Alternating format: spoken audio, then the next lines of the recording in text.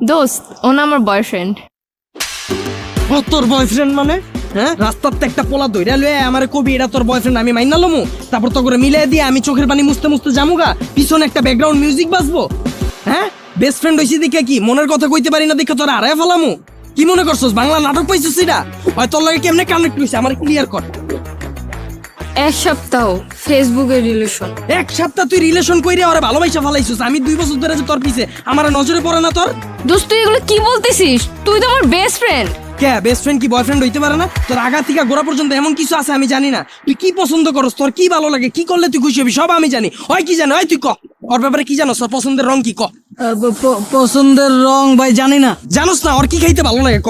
কি ভাই কখনো জিগাই নাই তো। 1 সপ্তাহ কথা কইয়া তুই এই পোলার প্রেমে পড়ে গেছিস কে? আমি যে 2 বছর ধরে তোর পিছনে বান্দির মতো খাটলাম, এটার কোনো দাম নাই? হ্যাঁ, দিন রাত 24